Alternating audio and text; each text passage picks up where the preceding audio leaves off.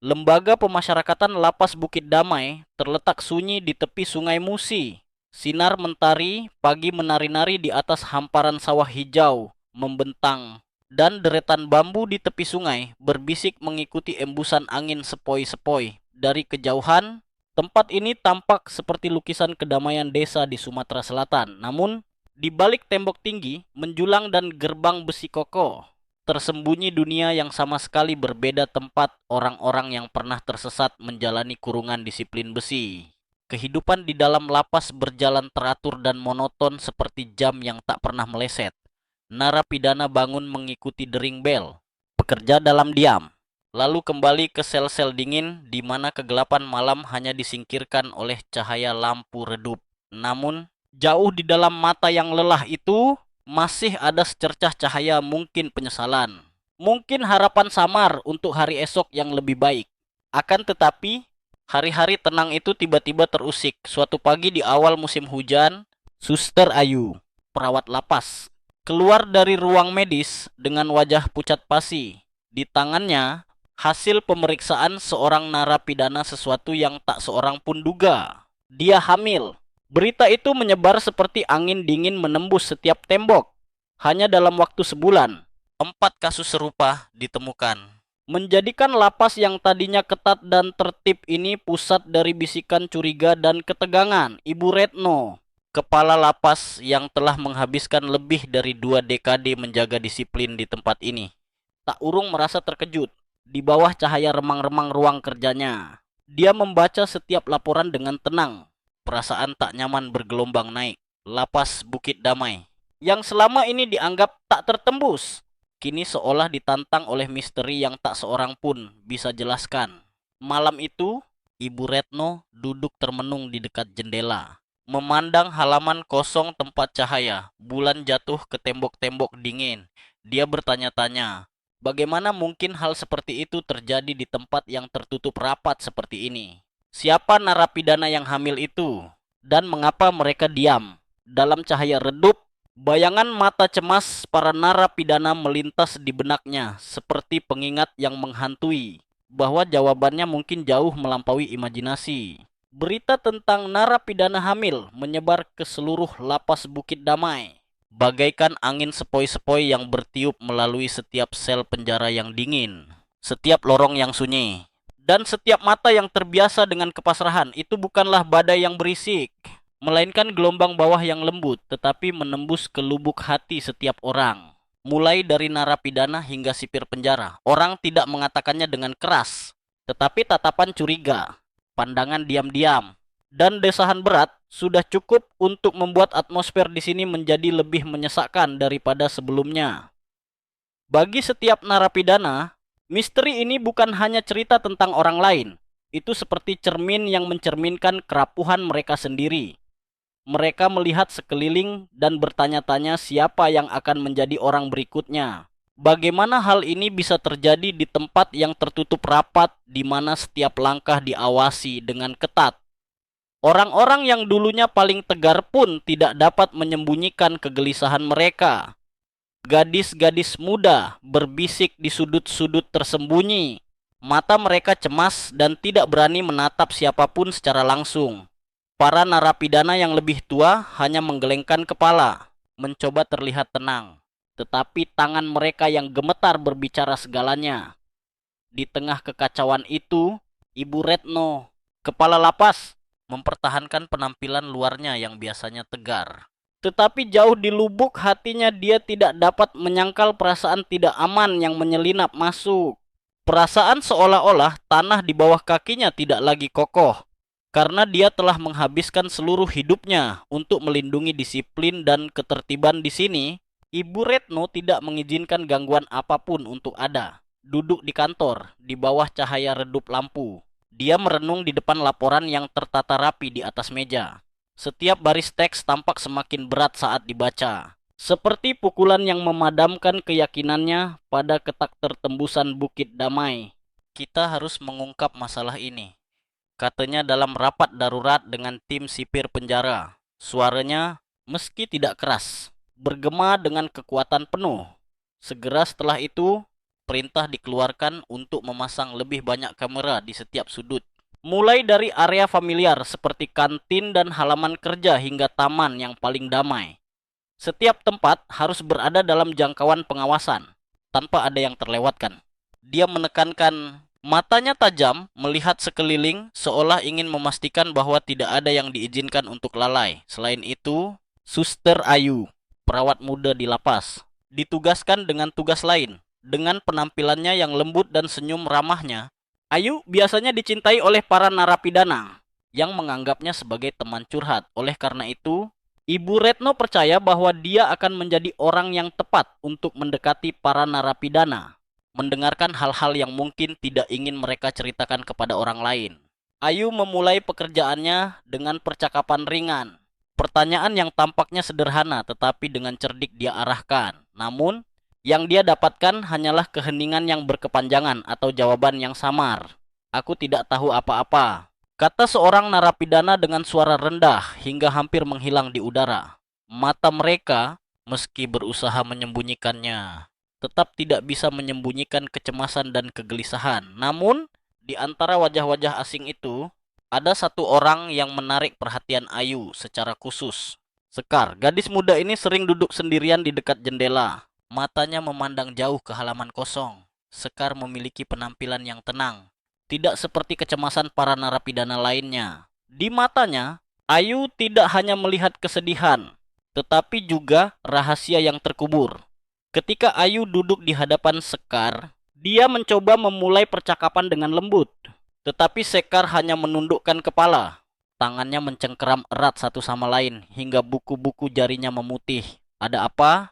Katakan saja padaku. Aku di sini untuk membantumu, kata Ayu dengan lembut. Suaranya penuh dengan dorongan, tetapi Sekar hanya menggelengkan kepala dengan lembut.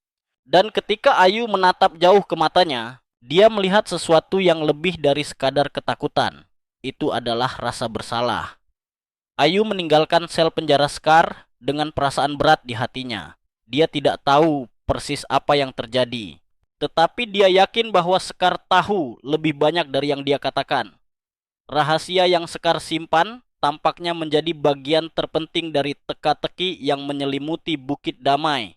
Dan Ayu tahu bahwa jika dia tidak menemukan cara untuk melepaskan ikatan ini, gelombang bawah itu akan terus naik, berpotensi menghanyutkan segalanya. Saat meninjau rekaman dari kamera, Ayu menemukan sesuatu yang membuatnya berhenti lama. Di layar kecil yang berkedip, gambar-gambar familiar. Sosok diam-diam menyelinap di lorong. Sekar tidak seperti narapidana lainnya, memiliki kebiasaan aneh. Setiap sore, dia diam-diam berjalan menuju kebun bambu yang terletak di sudut kompleks, tempat yang jarang dikunjungi. Dan kamera hanya dapat memantau sebagian kecil. Cara berjalan Sekar lambat tetapi hati-hati. Seolah-olah dia takut bahwa suara apapun dapat mengungkap rahasia yang dia coba sembunyikan. Tatapan Sekar ketika meninggalkan kebun bambu adalah yang paling menarik perhatian Ayu. Itu bukanlah tatapan kosong orang-orang yang terbiasa dengan kehidupan penjara, melainkan tatapan seseorang yang memikul beban berat. Tatapan itu membuat Ayu merasa bimbang, seolah-olah ia berkata kepadanya, "Ada sesuatu di sini, tetapi aku tidak bisa mengungkapkannya." Malam itu, Ayu berguling-guling tanpa bisa tidur. Dia mengingat setiap gerakan dan setiap putaran kepala Sekar dalam rekaman. Perasaan yang tak terlukiskan muncul di hatinya, baik rasa ingin tahu maupun ketakutan. Sesuatu yang lebih besar tersembunyi di balik penampilan tenang lapas ini. Keesokan paginya, tanpa ragu-ragu, Ayu memutuskan untuk memeriksa sendiri kebun bambu. Sore itu, sinar matahari kuning pucat menutupi kebun bambu, menciptakan pemandangan yang begitu damai sehingga Ayu merasa seolah-olah dia memasuki sebuah lukisan. Angin bertiup lembut melalui kanopi bambu yang menjulang tinggi, menciptakan suara gemerisik seperti bisikan alam. Namun, semakin jauh dia melangkah, semakin besar rasa damai itu digantikan oleh ketegangan yang tidak jelas asalnya. Ayu memperlambat langkahnya. Sepatu haknya meluncur dengan lembut di atas lapisan daun kering tebal yang berserakan di bawah kakinya. Matanya menyapu sekeliling, Semak-semak lebat membuat kebun menjadi lebih rimbun. Di bagian terdalam, tiba-tiba Ayu berhenti di depan semak bambu yang jauh lebih besar dari semak lainnya. Daun-daunnya tersusun rapat seolah-olah mencoba menyembunyikan sesuatu di bawahnya. Ayu mendekat, jantungnya berdebar kencang. Setiap denyutan bergema di dadanya seperti peringatan samar.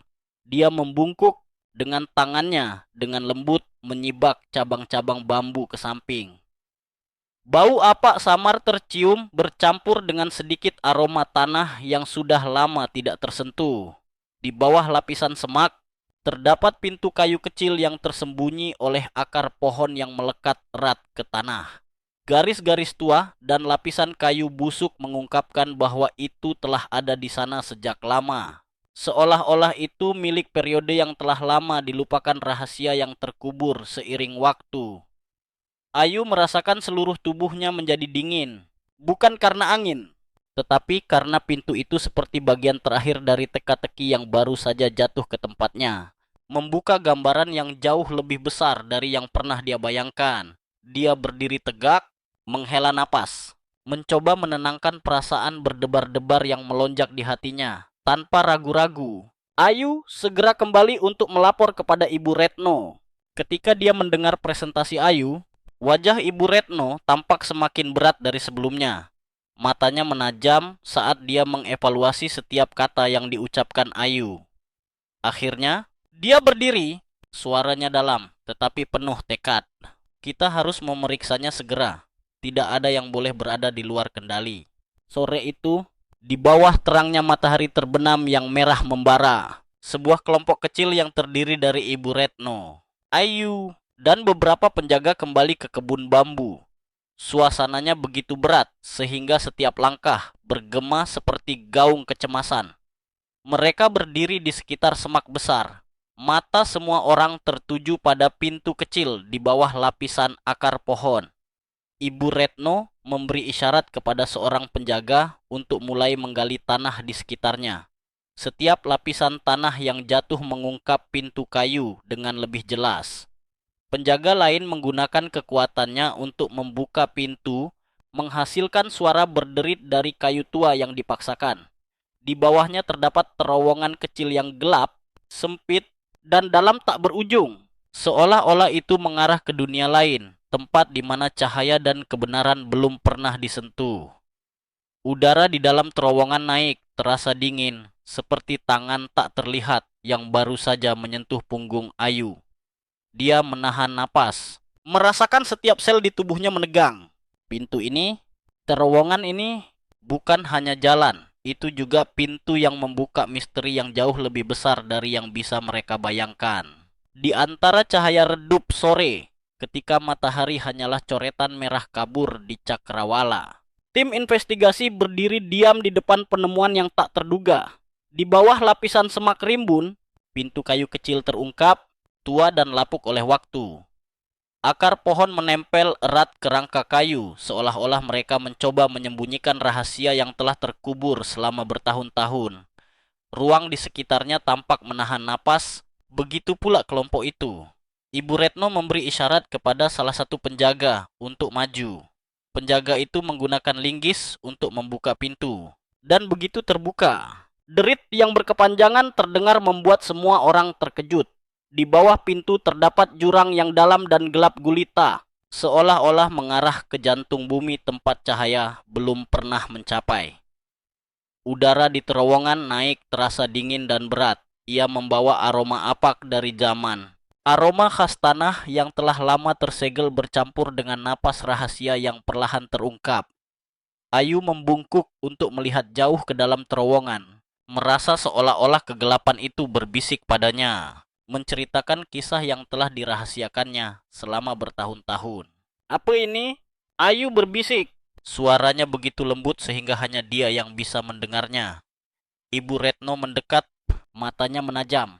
Dengan pengalaman bertahun-tahun, dia mengerti bahwa apa yang muncul di depan mata tidak pernah sederhana. Hati-hati, Ibu Retno memperingatkan. Suaranya dalam tetapi penuh otoritas.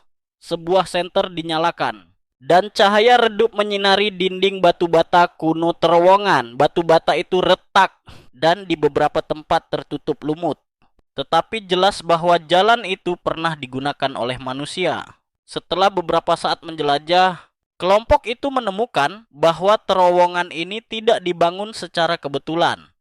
Itu terhubung dari area penjara wanita, melintasi bawah tanah, dan mengarah ke area terpencil di sisi lain sungai. Ayu berdiri di depan pintu masuk, matanya muram tetapi juga dipenuhi rasa ingin tahu. Dia diam-diam menyentuh dinding batu bata yang dingin, seolah ingin merasakan apa yang telah disaksikannya selama bertahun-tahun. Mungkin terowongan ini dibangun pada masa perang. Ayu berkata, memecah kesunyian. Mungkin itu dulunya tempat perlindungan atau jalan keluar, tapi entah bagaimana, itu telah menjadi sesuatu yang lain. Ibu Retno menatap Ayu. Matanya memancarkan kekhawatiran. Jika apa yang Ayu duga benar, maka terowongan ini bukan hanya peninggalan masa lalu, tetapi juga penjelasan untuk misteri yang telah menghantui penjara selama berminggu-minggu. Kebenaran tentang narapidana hamil sesuatu yang pernah dia pikir mustahil, sekarang mungkin telah menemukan petunjuk. Tetapi pada saat yang sama, tanggung jawabnya menjadi lebih berat dari sebelumnya. Kita perlu tahu persis siapa yang menggunakan terowongan ini dan untuk tujuan apa. Ibu Retno merenung, seolah berbicara pada dirinya sendiri. Suaranya biasanya keras dan tegas, kini bercampur dengan sedikit kelelahan.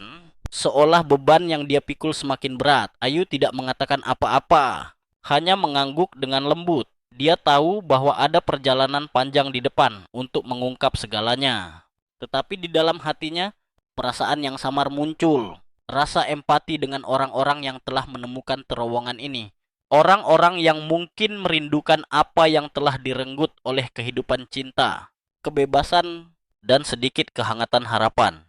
Kegelapan di terowongan tampaknya masih ada di sana, menyelimuti segalanya. Tetapi di mata Ayu, keteguhan secara bertahap muncul. Kemanapun cerita ini akan membawa mereka, dia tahu bahwa dia harus menghadapinya tidak hanya untuk menemukan kebenaran, tetapi juga untuk memahami bahwa kadang-kadang di antara hal-hal yang paling gelap sekalipun, masih ada secercah cahaya dari kemanusiaan. Sekar memasuki ruang administrasi dengan penampilan yang ciut. Bahu kecilnya mengerut seolah-olah mencoba melindungi dirinya dari tatapan orang-orang di ruangan itu. Pintu tertutup di belakangnya. Bunyi klik yang kering bergema seolah-olah menutup seluruh dunia luar, meninggalkannya sendirian untuk menghadapi kebenaran di depannya. Ibu Retno duduk dengan serius di ujung meja. Matanya yang tajam mengikuti setiap gerakan Sekar. Di sebelahnya adalah Ayu, satu-satunya orang di ruangan itu yang memiliki ekspresi lembut.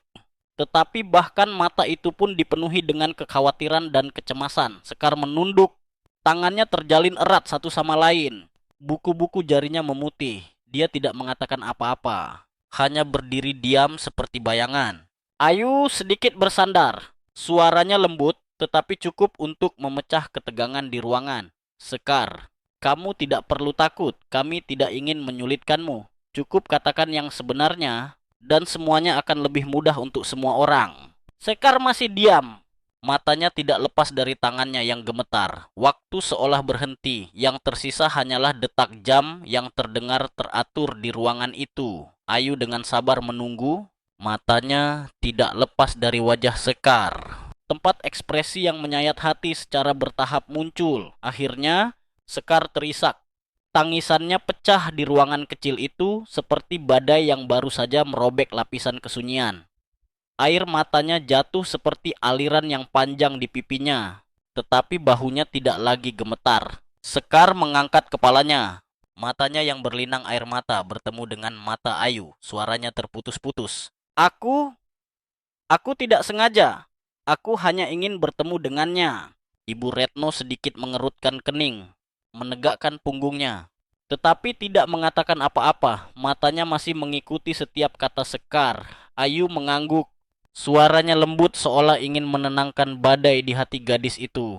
Siapa dia? Sekar. Bisakah kamu ceritakan padaku, Mas Fajar? Sekar menarik napas dalam-dalam, mencoba menenangkan diri. Dia adalah kekasihku sebelum aku masuk ke sini. Dia bekerja sebagai nelayan, tinggal di desa di seberang sungai. Kami berjanji untuk saling menunggu. Tetapi aku tidak tahan lagi dengan kesepian itu. Dia berhenti, suaranya tersendat seolah-olah terperangkap di tenggorokannya. Ayu dengan lembut meletakkan tangannya di atas meja. Tidak memaksa, hanya untuk memberitahu dia bahwa dia tidak sendirian. Kamu menemukan terowongan itu ketika kamu bekerja di taman. Sekar melanjutkan. Suaranya gemetar tetapi lebih jelas. Aku tidak berpikir itu masih bisa digunakan. Tetapi aku mencobanya. Di ujung terowongan, itu mengarah ke tepi sungai dekat desa Mas Fajar. Aku hanya ingin melihatnya, mendengarnya berbicara. Merasakan bahwa aku masih memiliki tempat berlindung. Seseorang yang menungguku. Hanya itu. Sekar menunduk. Air mata terus jatuh. Sesaat, seluruh ruangan tampak terdiam. Yang tersisa hanyalah desahan Ayu yang penuh kecemasan. Bukan hanya kamu, kan? Ibu Retno bersuara. Suaranya dalam tetapi kuat seperti jarum yang menembus lapisan kesunyian yang tersisa. Sekar mengangguk tanpa melihat ke atas. Bukan hanya aku. Beberapa teman lain juga tahu. Kami hanya ingin mendapatkan kembali sedikit dari kehidupan kami sebelumnya. Tidak ada yang ingin melakukan kesalahan apapun.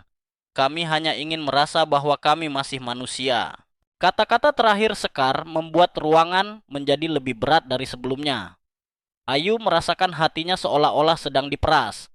Dia mengerti bahwa dalam kegelapan dan isolasi penjara, pertemuan itu adalah satu-satunya secercah cahaya yang mencegah mereka tenggelam dalam keputusasaan.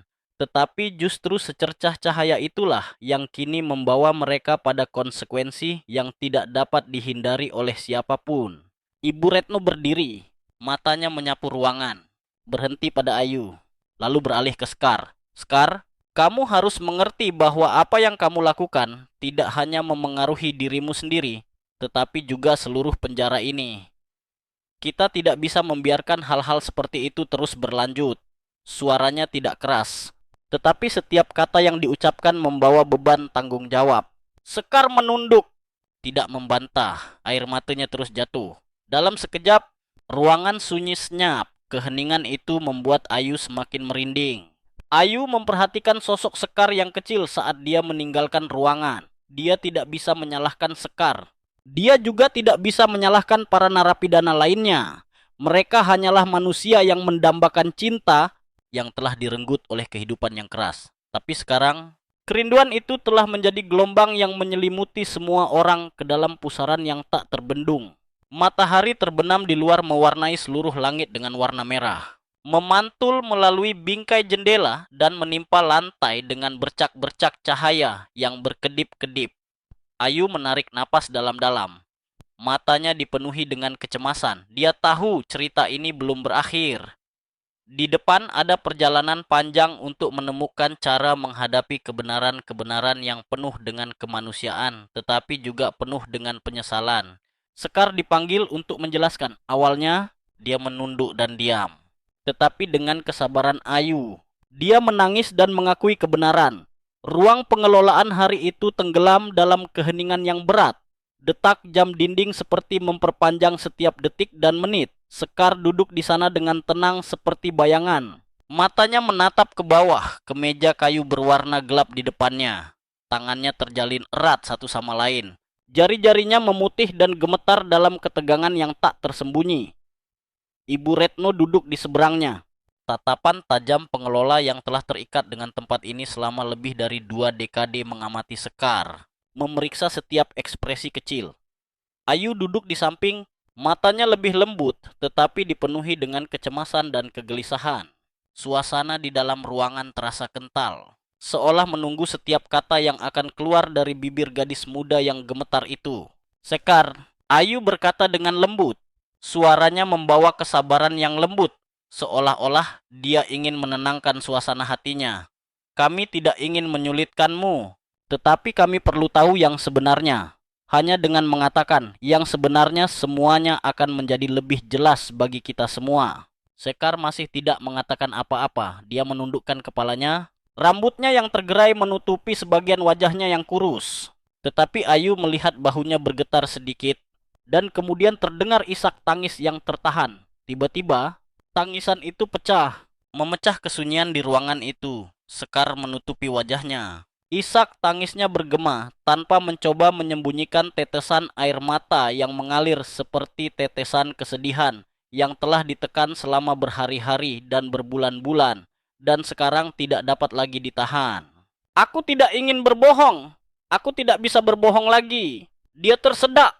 Suaranya hilang di antara air mata. Ayu duduk diam, tidak menyela, membiarkan Sekar punya waktu untuk mendapatkan kembali ketenangannya. Matanya tetap mempertahankan kelembutan, seolah-olah dia ingin mengirimkan lebih banyak keberanian kepada gadis yang duduk di depannya. Mas Fajar, Sekar mulai berbicara. Suaranya lembut sampai seolah-olah itu adalah bisikan. Dia adalah kekasihku sebelum aku masuk ke sini. Kami saling mencintai sejak kami masih kecil di desa di seberang sungai. Aku dan dia berjanji akan saling menunggu, tidak peduli berapa lama. Tetapi kemudian aku tidak bisa menahan kesepian itu. Aku sangat merindukannya. Sekar mengangkat kepalanya. Matanya yang merah menunjukkan rasa sakit yang tak terkatakan. Terowongan itu aku temukan saat bekerja di kebun bambu. Aku tidak mengira itu masih bisa digunakan. Tetapi aku mencobanya. Aku berjalan terus dan akhirnya itu mengarah ke tepi sungai dekat rumah Mas Fajar. Ayu mendengarkan. Hatinya seperti dicabik. Di mata Sekar, dia melihat keputusasaan seseorang yang didorong ke ambang batas antara harapan dan rasa sakit. Dia datang menemuiku di malam hari. Sekar melanjutkan. Suaranya bergetar tetapi lebih jelas. Kami hanya berbicara. Dia membawakanku beberapa barang kecil. Kadang-kadang surat. Momen-momen itu adalah cahaya satu-satunya dalam kegelapan hidupku. Ibu Retno mengerutkan kening. Matanya bersinar dengan kesungguhan. Bukan hanya kamu. Kan? Dia bertanya. Suaranya dalam dan tegas seperti lonceng peringatan. Sekar menundukkan kepala. Tidak berani melihat ke atas. Tidak. Bukan hanya aku, beberapa teman lain juga tahu. Mereka juga menemukan terowongan itu untuk bertemu dengan kerabat dan kekasih mereka. Tetapi kami tidak bermaksud melanggar. Kami hanya ingin merasakan sesuatu dari kehidupan kami sebelumnya. Ruangan itu seperti membeku. Yang tersisa hanyalah desahan Ayu yang pelan. Dia merasakan rasa sakitnya, tetapi juga melihat tanggung jawab berat yang dibawa oleh cerita ini. Apakah kamu tahu apa yang dilakukan tindakanmu? Ibu Retno bertanya. Suaranya dalam tetapi berat seperti bel peringatan. Tindakan yang tampaknya tidak berbahaya itu telah menyebabkan situasi saat ini orang lain hamil. Risiko keamanan yang tidak dapat kita prediksi. Sekar menundukkan kepalanya lebih dalam. Air mata jatuh satu persatu ke meja. Aku tahu itu salah. Tetapi pada saat itu aku hanya berpikir bahwa aku tidak bisa hidup tanpa harapan. Ayu menatap Sekar. Hatinya sedih. Bukan hanya Sekar, tetapi juga orang lain.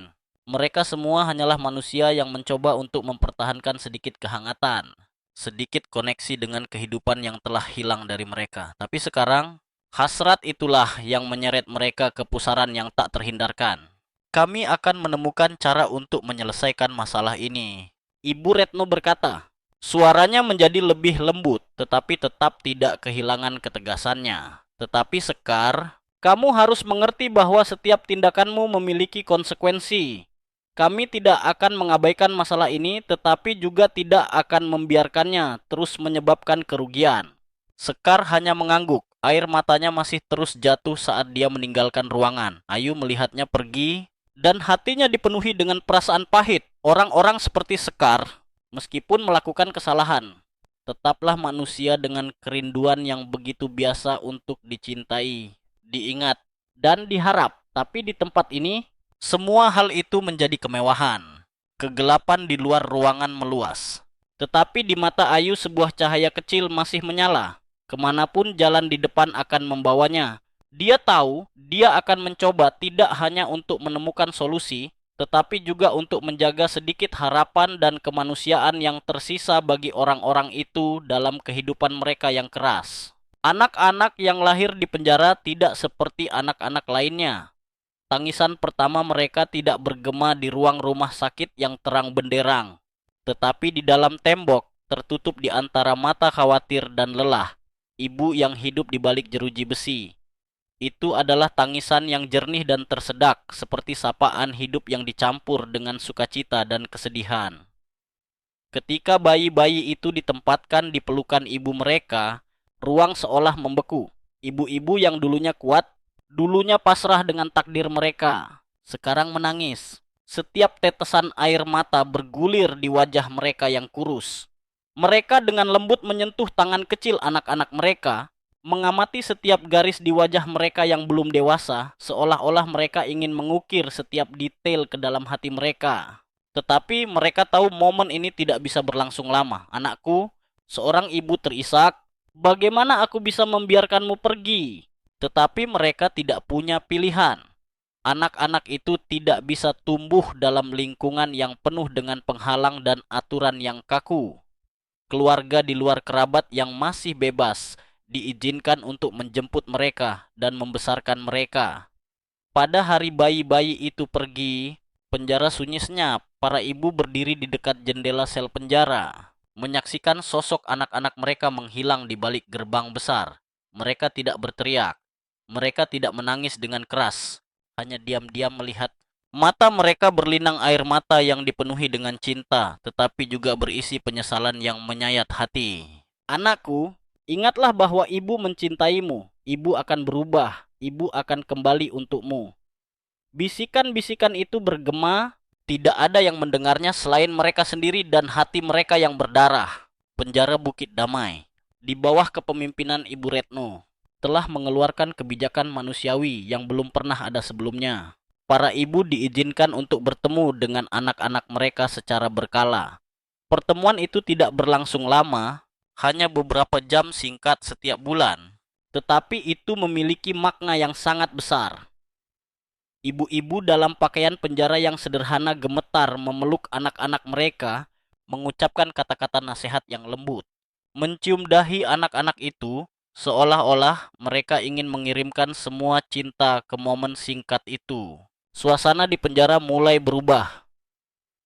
Para wanita yang dulunya tersesat dulunya kehilangan arah, sekarang memiliki tujuan tambahan untuk hidup, untuk mencoba. Mereka tidak hanya bekerja untuk mengurangi hukuman mereka, tetapi juga bekerja untuk mendapatkan sejumlah kecil uang yang ditabung untuk membeli hadiah untuk anak-anak mereka. Di sel penjara, tangan-tangan terampil merajut setiap sweater wol, menjahit setiap boneka kain kecil. Suster Ayu, apakah menurutmu anakku akan menyukai boneka ini? Tanya Scar. Gadis yang dulunya diam-diam menyembunyikan rasa sakitnya. Sekarang dia lebih cerah ketika berbicara tentang putri kecilnya. Ayu mengangguk, matanya sedikit berkaca-kaca. Tentu saja, dia akan sangat menyukainya. Tetapi lebih dari itu, dia akan bangga bahwa kamu telah berusaha untuknya. Para ibu itu sekarang hidup dengan harapan baru, motivasi baru. Mereka tidak lagi hanya orang-orang yang hanya tahu bagaimana menundukkan kepala di depan kesalahan mereka, tetapi orang-orang yang sedang mencari cara untuk memperbaiki diri demi anak-anak yang telah lahir dalam keadaan yang sulit. Ibu Retno saat berjalan melewati barisan sel penjara, melihat wajah-wajah yang dulunya suram sekarang lebih cerah. Mata mereka penuh dengan tekad, hatinya lebih ringan. Keputusan yang dia buat setiap hari tidak menutupi secercah cahaya terakhir dalam hidup mereka. Mereka telah membuktikan bahwa harapan, meski kecil, masih dapat mengubah seluruh orang. Bertahun-tahun berlalu, anak-anak itu tumbuh besar di pelukan keluarga di luar. Suatu hari, gerbang penjara terbuka, dan seorang pemuda berdiri di sana. Matanya cerah, di tangannya memegang buket bunga kecil. Saya adalah putra Ibu Sekar, katanya dengan suara emosional. Saya datang ke sini untuk berterima kasih kepada Anda. Orang-orang yang tidak menyerah pada ibu saya, yang telah memberi ibu saya kesempatan untuk memperbaiki hidupnya. Ibu Retno berdiri di sana, menatap pemuda itu dalam diam. Pada saat itu, dia tahu bahwa setiap upaya, setiap keputusan sulit yang pernah dia buat memiliki makna. Kehidupan mungkin keras, tetapi cinta dan harapan selalu menemukan cara untuk mengatasi setiap rintangan. Orang-orang yang pernah tersesat sekarang memiliki kesempatan untuk keluar ke tempat terang Bukan hanya untuk diri mereka sendiri, tetapi juga untuk orang-orang yang paling mereka cintai. Dan anak-anak itu makhluk yang pernah lahir di antara tembok-tembok tinggi. Sekarang adalah bukti nyata dari kekuatan pengampunan, kesempatan, dan cinta. Bertahun-tahun berlalu, penjara Bukit Damai sekarang memiliki penampilan yang berbeda. Bukan hanya karena tembok-temboknya telah dicat ulang atau pohon-pohon telah ditanam di sepanjang kompleks. Bukit Damai berubah karena telah menjadi simbol kelahiran kembali, harapan, dan kasih sayang, tempat di mana setiap orang yang hidupnya tampaknya telah dilupakan menemukan cahaya untuk terus maju. Sebelumnya, nama Bukit Damai membangkitkan kekerasan dan kekakuan. Tetapi sekarang, ketika orang menyebut tempat ini, mereka tidak lagi memikirkan tembok tinggi atau pintu besi dingin, tetapi kisah orang-orang yang pernah tersesat dan menemukan jalan untuk kembali. Ini adalah kisah para narapidana yang membawa penyesalan, kerinduan untuk memperbaiki, dan cahaya dari anak-anak yang telah mengubah mereka selamanya. Ayu, perawat muda yang menghabiskan seluruh masa mudanya untuk merawat dan berbagi dengan para wanita di sini, sekarang telah menjadi seorang dokter. Dia telah lama meninggalkan penjara, tetapi kenangan tentang Bukit Damai tetap ada seperti bagian yang tak terhapuskan di hatinya. Setiap kali dia melewati lorong yang terang, benderang di rumah sakit, atau ketika dia diam-diam mencatat kondisi seorang pasien, gambar orang-orang yang dulu merana dalam kegelapan muncul. Dia ingat mata orang-orang seperti Scar, yang pernah melangkah melewati pintu kantor dengan ketakutan dan rasa bersalah. Tetapi kemudian ada secercah cahaya ketika menyebut putri kecilnya.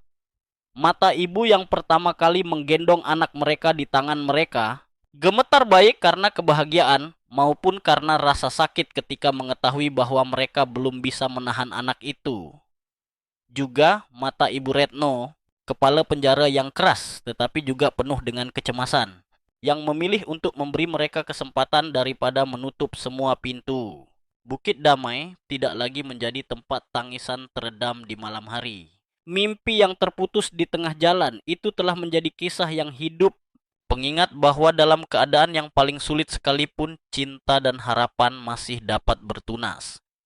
Anak-anak yang pernah lahir di antara tembok-tembok dingin itu sekarang telah tumbuh dan membawa kisah kekuatan dan pengampunan.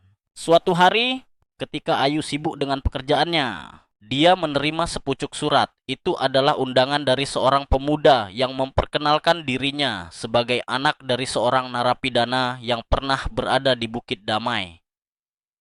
"Saya ingin bertemu dengan Anda," tulisnya, "untuk mengucapkan terima kasih atas nama ibu saya. Orang yang selalu menyebut Anda sebagai cahaya yang bersinar di hari-hari tergelap." Ayu memegang surat itu di tangannya.